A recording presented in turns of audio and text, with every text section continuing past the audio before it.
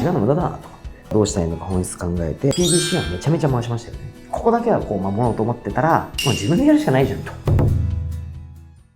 モンジ社長、この間マーチの学生と飲み会があったんですけど、彼らめちゃめちゃキラキラしてますよね。僕も彼らみたいな学歴があったら世の中で活躍できたんじゃないかなって。そんなまだ若いのに何言ってんすか学歴関係ありますけど関係ないですよ。僕もだから中卒ですし、もっと言ったら僕小卒ですよ。中1の1学期までしか学校行ってないんで。そんなモンジ社長でも全然世の中で活躍はできますか？できますよね、はい。学歴がないからとかっていうコンプレックスもいらないですよね。学歴気にしたことはないですか？昔はね、コンプレックスみたいなのもあったかもしれないですけど、会社21で作って自分の気持ち的には全く関係ない。むしろ強み。だって希少じゃないですか。自分が昔に戻るとしたら2択はありますね。同じように小学生ぐらいで勉強してさっさと社会人になるか、なんならすぐ起業するとか行くんだったら東大ぐらい目指して勉強するか。後悔はしてないですけど、戻ってその2択を選ぶとしたらどっちを選びますか？早く社会に出る方を選ぶんじゃうと思いますけど。あ、そうなんですね。はい、会社もそうですけど、僕は他人より秀でて日本一になる能力がないんですよ。まんべんなくある程度何でもできて、だけど別に全部中途半端というかそこそこなんで、自分がやっぱ差別化するためには人と違うところを行かなきゃいけないんで、自分の強みとか特色とか出してくるんだったら前者の方がいいかなと思いますよね。モンジ社長って子供の頃はどういう子だったんですか？不登校って勉強できなさそうに思われますけど、小学校の時はまあ普通にそこそこ頭いいっていうのかな。テストの点数とかは80点以下とか取ったことないですし、通知表もほぼ20丸とか、スポーツも大体何でもできるとか、あとは変わったので言うとね、一年中半袖でしょ好奇心旺盛で思ったことは結構言っちゃうタイプだと思いますけど、喧嘩になって殴られたりとか喧嘩で負けたりとかもありますけどね。結構やんちゃだったところも。自分自身は暴力振るうとかないんですけど、振るうやつがいると、そいつでも言っちゃうわけですよ。喧嘩で負けると分かっていても許せないことは許せないから、でも喧嘩しても勝てなくて、でも言っちゃうんです。みたいな感じがありますよね。中学から一緒になったやつで、悪いやつがいたんですよ。たまたまそいつと仲良くなっちゃって、ちょっと悪ぶりたかったというか、なんだかんだ理由つけて、中1の1学期まではちゃんと学校行ってたんですけど、先生が嫌だとかいう理由つけて、2学期から不登校になり、夜遊びばっかするようになって、1年間ぐらいですかね、ほぼ学校行かずに夜中まで起きてて、みんなが学校終わる時間になって活動開始みたいな。遊ぶお金がやっぱ必要じゃないですか。親の財布から正直くすねたりとかしてうまくやってたんですけど、中2の10月ぐらいかな、それがバレまして、親父に鉄拳制裁を食らって、その時に歯と我に返ったんですよね。このままじゃまずいなと。ずっと1ヶ月ぐらい悶々として遊びもせずに、学校今更行けねえしと。たまたま中3の先輩が年齢をごまかしてアルバイトに行ったみたいな話をちらっと聞いたんですね。なるほどと、その手があったかと。親も関しませんのでないし、悪いことしたくないし、自分で稼げばいいんじゃんと。中学生だから働けないと思ってたけど、年齢をごまかして働いた人がいるじゃんと。よしって言って、当時新聞の広告に入ってたチラシみたいなの見て、学歴不問年齢不問とかに片っ端から電話して夜面接に行って、たまたま雇ってもらえたのがちっちゃな家族経営の引っ越し会社だったんですよ。飲食店とかコンビニとかも面接行ったんですけど、いろいろ変えるとバレると思ったんで、2つだけごまかして、中卒でそのままフリーターという設定で、名前とか住所とかもうバレるからずんそのまま。でもやっぱり見た目若いから落とされ、3社目か4社目に面接行ったその引っ越し会社で、いつから働けるのって言われたんで、明日からでもって言って、これはいけんのかと思っていけちゃったんですよ。中2の12月かな、初日行って、仕事は全くできませんけど、でも楽しいし、周りの人もいい人だったんで、次いつ出れるみたいな、いつでも大丈夫ですみたいな感じで気づいたら、1ヶ月後にはもう週5ぐらい働いてました。仕事が楽しかったので、ずっと働いてでしたね。半年ぐらい働いて、違う引っ越し会社とかに行ってみたくてバイトしたりしたんですけど、中3の夏ぐらいですかね、その働いた会社でバレちゃったんですよ。一緒にお世話してくれた人がマジでいい人で、嘘つくの心苦しくなって、実はって言ったら、それが次の日にバッて広がってて、責任者から「文字悪い」と「さすがに中3は雇えねえわ」っつって。そうですよねっつってすいませんでしたって言ってクビになり、一緒に働いたことがある人が連絡来て、お前うち来いと、もうバレるんで言いますけど中3ですよと言ったら、いやそれでもいいって言ってると。どんな会社だよと思ったんですけど、始めたばっかりでまだトラック2台とかしか持ってないちっちゃい会社だったんですよね。仕事ができるんだったらいいよみたいなってことで、中3公認で中3の9月ぐらいからそこで働きまして、1年ぐらい働いたんですけど、その人も学歴なくて、今はいいよと、今はみんな働けないし、この先も高校生大学生とかになってもみんな金持ってないと、お前は普通に働いてるからそこそこ前に比べたらお金持ってると、これ30ぐらいになった時に大逆転されるからねと、逆転されたまま差が広がっていく一方で、学歴とかない俺らは自分で会社やるとか成長してる会社に乗って稼げるようになっていくとかしか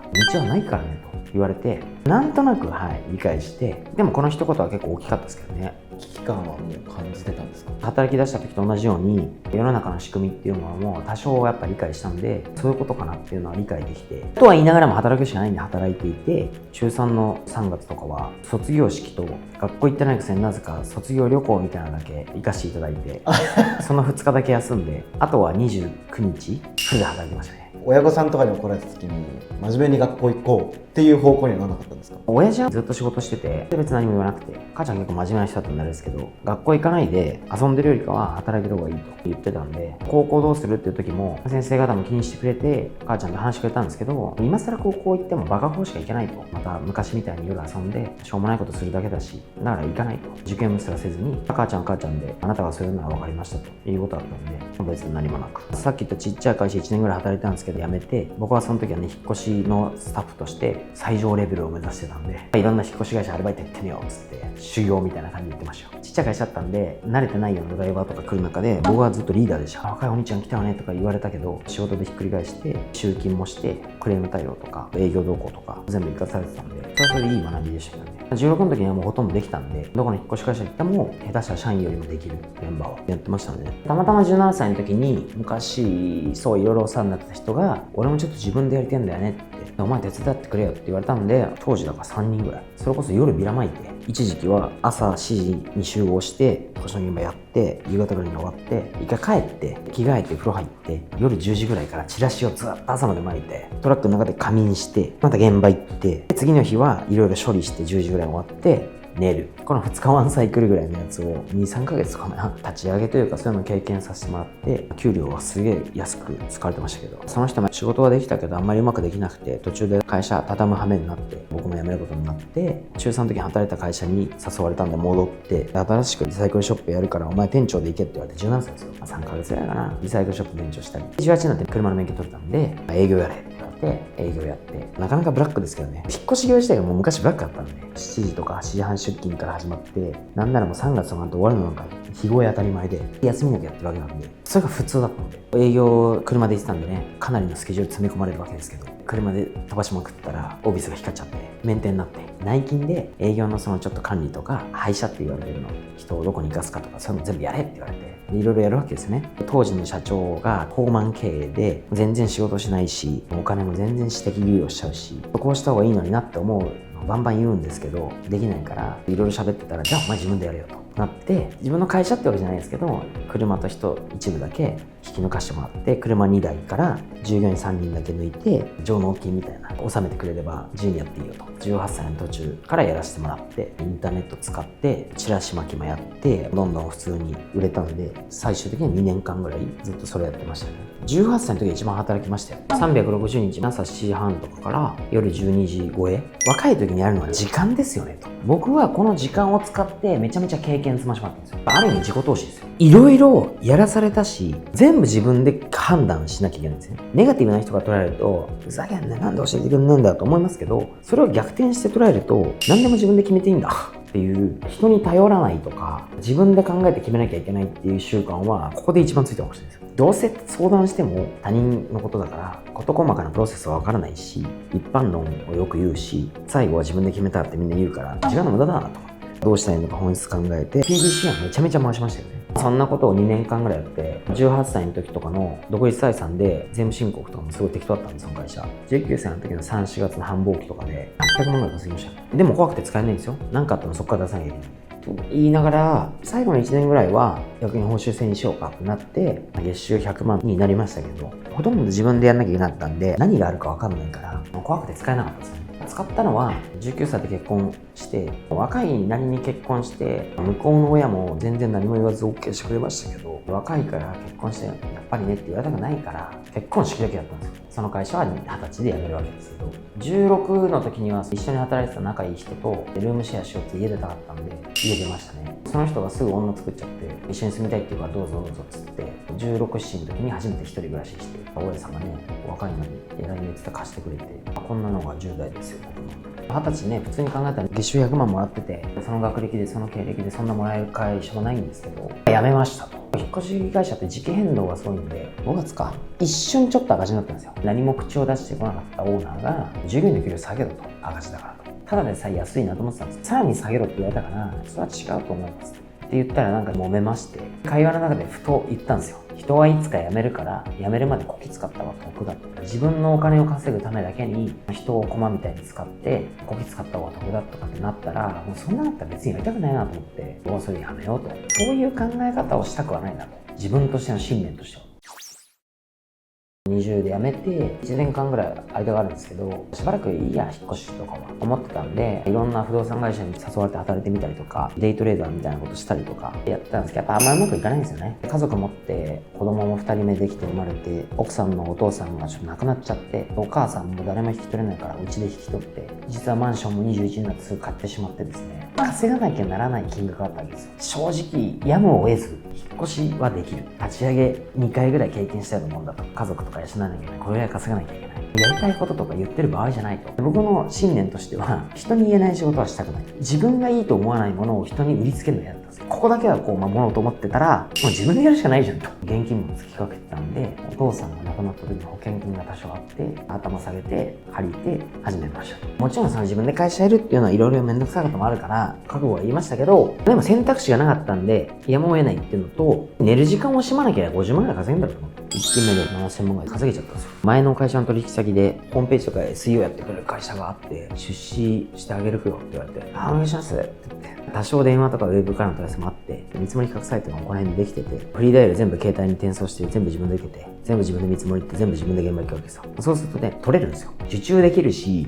クレームないし、現場入ったら前の知り合いに電話して、ちょっとバイトしてよって読んで、1、2ヶ月経ったら社員も雇って、どんどん人が増えてきて、ひたすらやってたら7000万ぐらいやったんですよね。10% ぐらい利益出たわけですよ。自分も50万ぐらい給料取れたから、楽しいんですよ。目の前一生懸命やってたらポンポン数字いっちゃったので、2億9千万とか3億ぐらいまで来たんですけど、初めて赤字ですと。この辺からやっぱりいろいろ分かってきて、最初手伝ってくれたその IT 会社との社長とやっぱ折りが合わなくなってきたんですよね。いろいろうまく言われて、その子が親会社みたいになってて、自分の会社だし株買い取らせてくれって言ったらなんかいきなりすげえ喧嘩になっちゃって、内容証明の文通が1年間ぐらい始まって、結果これ解決するんですけど、この時でも1回だけ会社辞めようと思ってネガティブになりましたけど、目的とか目標をちゃんと作って切り替えて頑張ってね今に至るんですけど、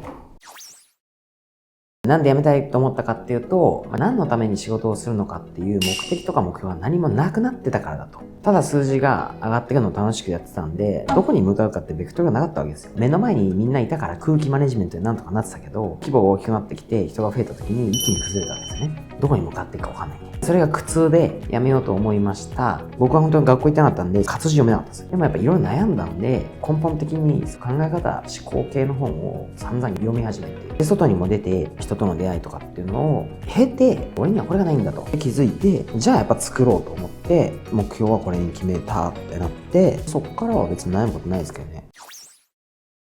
学校に行くことのメリットもあるんですよ。雇う側もずっとやってて思うのは、なぜ大企業が大卒以上を取るか。僕の考えは最低限の知識と継続力の確率なんだと。16年間学校に行き続ける、一応学び続けるということを継続してきたんですよ。ある意味この16年間は目標を持ってそこに向かって頑張って努力をする、この習慣づけなんですよ。目標を決める、そのために頑張る、努力する、自分の能力がはっきり数字で表される、これの PDCA がもう学校辞めたから回ってないんですよ。もしかしたら天才は中卒にいるかもしれないけど、それが100分の1いようと。真面目に働いてくれる確率は中卒が100分の30だとしたら、大卒が100分の60ある。こんな感じの確率なんですよ。企業としてはやっぱり長く継続してくれる方がいいんで、真面目に継続してくれる人を当てるために大卒に絞ると。こういう論理が多分1個あると思うんですよね。